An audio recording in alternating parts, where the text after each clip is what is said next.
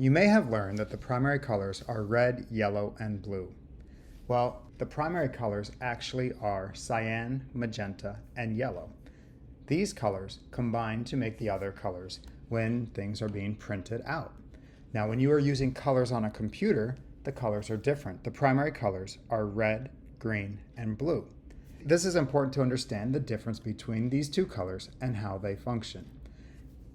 Printing colors, cyan, magenta, and yellow, are subtractive colors. Basically, they are taking the light waves and they're impeding certain waves from bouncing back to the eye. And so they are subtracting the light waves. Additive colors, like digital devices, screens, phones, those are additive colors, which are adding wavelengths together. To help you understand this a little better, I'm going to demonstrate how to create additive colors inside of a photo editing program. If you would like to follow along, go to photop.com, and I'm going to create a new project. And for this project, I'm going to change my background to black. This is going to allow me to change a couple of the settings to show you how additive color works. So I'm going to go ahead and choose, I'm going to make this letter size paper, and I'm going to click create. So I have this black screen. What I want to do is I want to create a red, green, and blue layer and then overlap them to demonstrate how you can add the light waves together to get different colors. So I'm going to go ahead and create a new layer. I'm going to select my ellipse tool, and I'm going to draw a circle. If I press shift, it constrains the circle so that it is a perfect circle. Now what I want to do is I want to go in and add a color.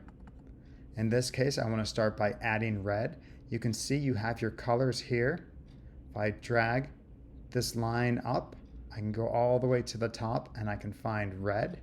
If I can get all the way there, and I drag this circle up to choose the color. Now looking at this, you're going to see a couple of options for color.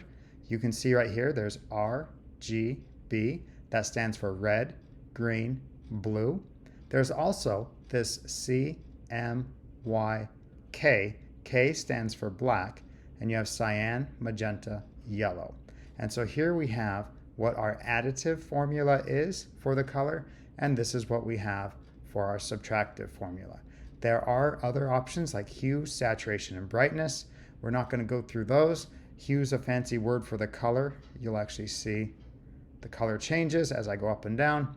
And then the pound sign or hashtag here is referring to what's called a hexadecimal, which is the mathematical formula for the colors as well. So I'm going to create a red circle. 255 is the maximum value I can give red, and I want 0 green and 0 blue. So I have that color selected. Now I'm going to grab the paint bucket tool. If you do not see it, press and hold on the gradient tool. And I have made a red circle. Just so I know where it is, I'm going to rename the layer to be red. Now I'm going to duplicate this layer so that I can make another color. So I'm going to select this, and I'm going to choose duplicate layer. I'm going to call this one green, and while I have this layer selected, I'm going to come to my color selector, and I'm going to change red to 0, green to 255, and you'll notice as I do this, it's changing the formulas. In our hexadecimal value, the red was FF0000. Now we have FF or 00FF00, and you can see the CMY and K values have changed as well. So now that I have green, I'm going to select it, make sure my paint bucket tool is selected, and I'm going to click in the same circle. Over here in my layers, you can see I have a red layer, a green layer. I'm going to duplicate this. So now I'm going to have my blue layer.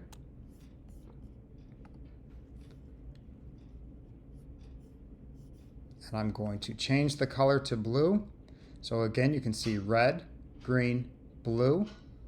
I can change this to 0 and this to 255. And you'll notice that the other values have updated. And you'll notice the number here has gone 0000FF. and you can see the different CMYK. Now I'm going into blue, and you can see it is set at 100% cyan, but then you mix the other colors to get that value of blue. So I go ahead and select that. I make sure I have my paint bucket tool. Let me make sure I have my paint bucket tool. I missed it there.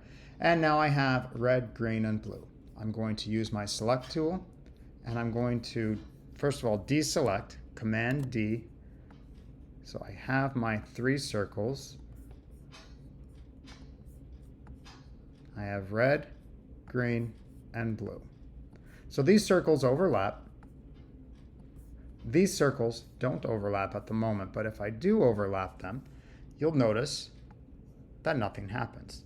The layer in front goes over the top. That's because these are not adding the colors to each other. What we want to do is make these add their colors to each other. So to do this, I'm going to come up to my layers, and I'm going to go to change how the layer is viewed, and I'm going to go down to screen for each of these layers. And if you want to know what is actually happening here, if you look at Wikipedia, you can find exactly the formulas that are being done, but I'm not going to go through that right now. So what I've done is I've changed each of these colors to screen. What that's going to allow me to do is I can overlap 2 colors, and you can see if I overlap the red and the blue, I get this magenta. If I overlap the blue and the green, let me select the right layer, you can see I get that cyan. If I overlap the green and the red, you can see I get the yellow.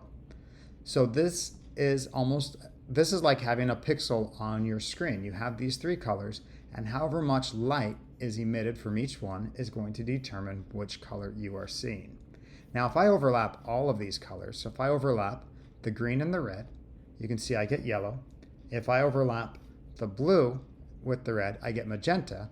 But if I overlap all the colors, I then get white. And so here you can see I have red, blue, green, which overlapping I get cyan, magenta, and yellow. Now I'm not demonstrating the CMYK in print right now. This is more the additive colors, but you can see how these colors added together can create other colors. Now as you change the value of these colors, you're going to see you can get different amounts of color, and these colors mix together using the different formulas, and you can see the formulas here. These formulas are what is changing what you're actually seeing. So this is a brief demonstration on understanding how additive light works inside of a graphics program. There's a lot more to it, but this is hopefully enough to get you a basic understanding of how additive light works.